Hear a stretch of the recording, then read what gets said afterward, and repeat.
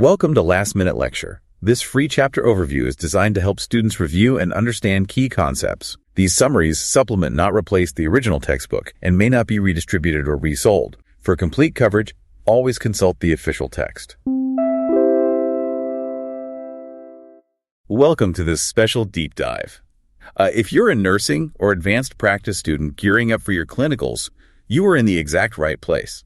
Yeah, totally. Because today our mission is to really master Chapter 59 from Advanced Health Assessment of Women. Right. And we are going strictly by the text, breaking down percutaneous tibial nerve stimulation, or PTNS. Which is such a fascinating topic to teach. I mean, it's this incredibly focused women's health assessment and procedure that just feels like a magic trick. It really does. I like to tell students to imagine, trying to fix a faulty electrical grid in a house. Oh, that's a good analogy. Right. Like normally you might think, I have to rip up the floorboards, pull down the drywall, get right to the main breaker. Which is invasive and messy. Exactly. But what if, instead, you could just plug a device into an outlet in the garage and it sends a signal backward through the wiring that resets the whole system? And that is PTNS in a nutshell. You are treating overactive bladder, OAB, by essentially stimulating the ankle. It sounds wild, but we have to establish the stakes here. Why do we even need to know this? Well, the clinical need is just massive. We are talking about 34 million adults in the U.S. with overactive bladder. 34 million. That's huge. Yeah, and the incidence rates are so skewed. Women suffer from urge incontinence at much higher rates than men. It's like 9.3% of women compared to just 2.6% of men. Wow, yeah. And that number just goes up as patients age, right? Exactly. But here is the most heartbreaking part, honestly. Only about 40% of these people actually seek treatment. So the majority are just suffering in silence. Right. They stop traveling. They map out every bathroom at the grocery store. They avoid social stuff. I mean, it's a huge psychological burden. Which is exactly why you as a clinician need this in your toolkit. So let's get into the what and the who. What exactly is this? So PTNS is an office-based, minimally invasive neuromodulation system. It's basically a second-line therapy. And when you look at it, it really combines traditional acupuncture techniques with, modern electrical pulse stimulation. Yeah, you're targeting the posterior tibial nerve. And by stimulating that peripheral nerve, you're indirectly regulating the sacral nerve plexus, which controls the bladder micturition. Yeah. It's literally a backdoor entrance to the pelvic floor. That's a great way to put it. You're hijacking the peripheral wiring to fix a central problem. But how do we know who gets this? I mean, history taking has to be our first step, right? Absolutely. Because this is a second-line treatment, your history taking guides the whole plan.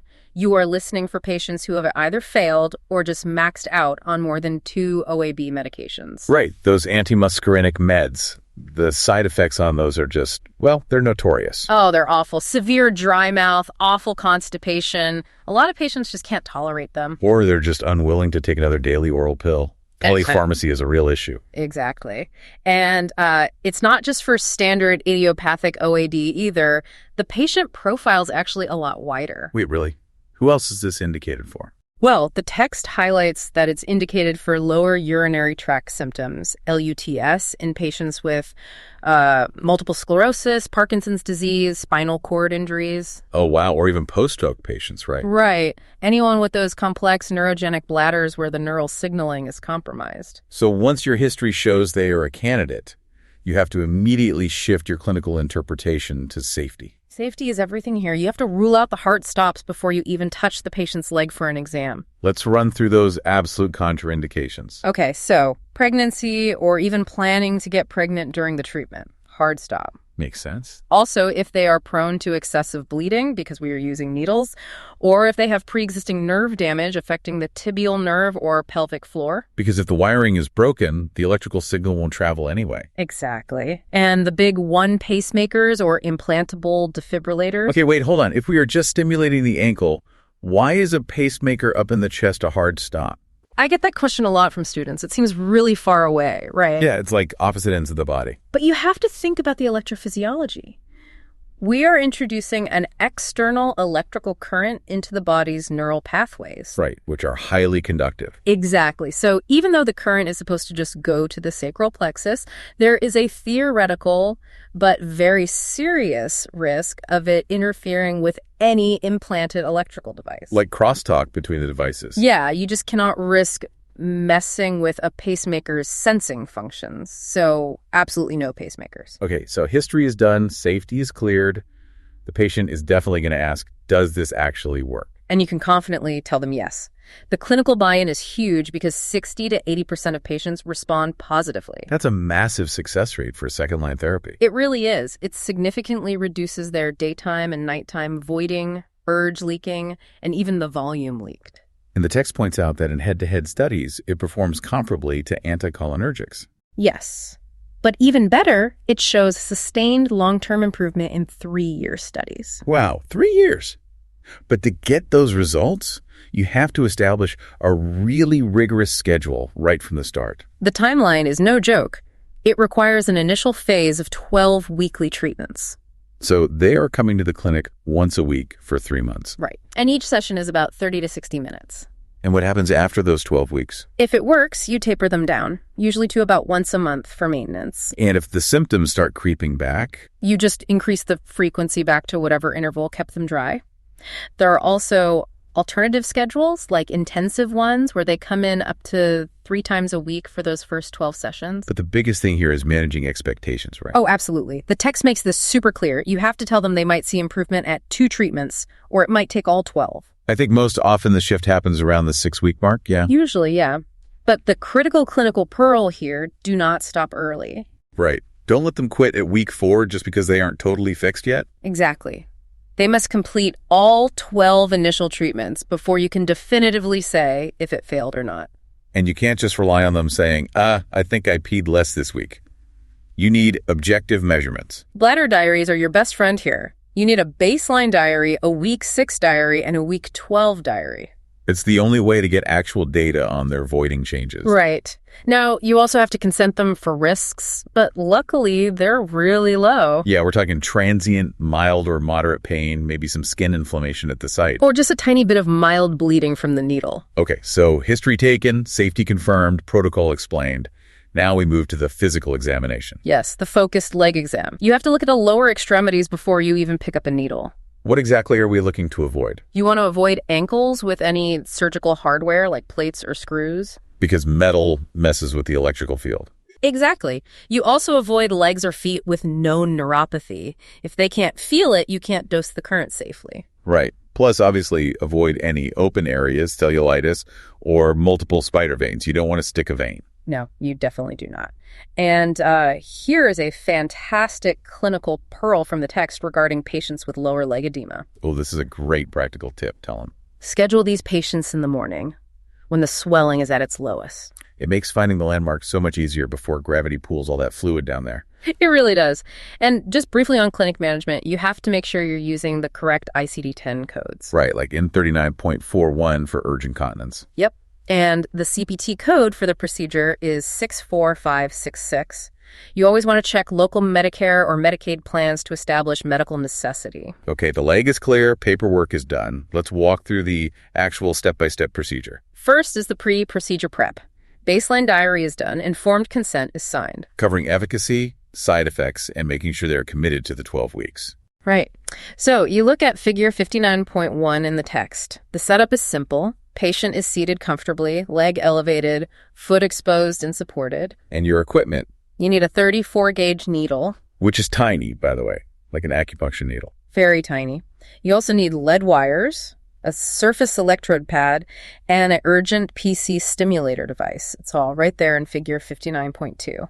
So how do you find the exact landmark? Okay, you go to the inner leg, find the medial malleolus, that's the inner ankle bone. Got it. Measure approximately 2 inches above that bone, and then go 1 finger width posterior, so toward the back of the leg. Okay, that's your spot. Then you clean it with alcohol? Yeah. Then you insert that tiny needle at a 60 to 90 degree angle. You only go about 2 centimeters deep. And the goal here is proximity. You want to get close to the tibial nerve, but you do not want to actually impale it. Exactly. Direct contact would hurt. Once the needle is in, you apply the stimulation. So you connect the lead to the handheld stimulator. Right. Attach the surface electrode pad to the arch or heel of the foot. That grounds the circuit. And then clip the little needle electrode onto the needle itself. Yes.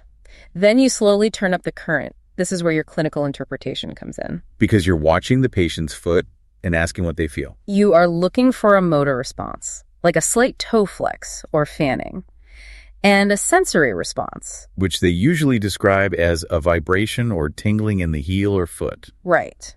But things don't always go perfectly on the first try, so you have to know the troubleshooting pathways. Right. So what if the patient says, ouch, that hurts, or they just feel a sharp pinch right at the needle site? If it's uncomfortable, you immediately lower the current. If it still hurts, reposition or just switch to the other leg. And if they only feel it right at the needle insertion site? That means you're too shallow. Just push the needle a tiny bit further in. And what if there's just zero response? No toe flex, no tingling, nothing. Then you adjust the needle angle or depth. If you still get nothing, you just pull it and switch legs. The key clinical fact here is that getting a combination of a sensory and a motor response yields the absolute best outcomes. Yes, that combo is the sweet spot. Once you hit that, you stimulate for 30 minutes. And then you safely disconnect, pull the needle, and put it in a sharps container. Procedure done. But the clinical management isn't over. You have to document meticulously to ensure continuity of care. What exactly has to go in the chart? You need the consent form, the H&P showing their bladder symptoms, the treatment log like which leg and what settings you used, and all their bladder records. And the text includes a fantastic tool for this Appendix 59.1. It's the PTNS worksheet. It is so vital. It tracks the onset of symptoms, all their previous conservative treatments. Like how long they tried Kegels or biofeedback. Right, and it maps out the timeline of their failed meds like Ditropan or Vesicare, and exactly why they stopped them. But crucially, this worksheet documents the patient's actual goals. Yes, whether that means they want to sleep through the night or just stay dry during an entire work meeting without rushing out. Tracking against those personal goals is how you know it's really working for their life. It really shifts it to patient-centered care.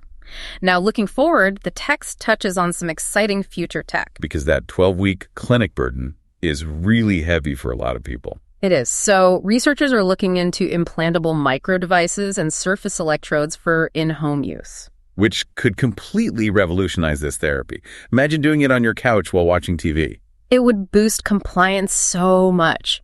Which actually leads me to a final thought I'd love to leave you with today. Let's hear it. When you look at the high failure rates and the miserable side effects of daily oral medications, up to 80% of patients stop taking their OAB pills within a single year. That's a staggering failure rate for a first-line treatment. Right. So as you go into your clinical application, ask yourself, could peripheral neuromodulation eventually move from being a second-line therapy to a first-line standard of care? Are we going to eventually replace the pharmacy with electricity? Wow, that is a fantastic question to ponder, a huge paradigm shift to think about as you start treating these patients. Absolutely. Keep looking for those backdoor entrances to healing. Well said. Thank you from the Last Minute Lecture team. You've got this.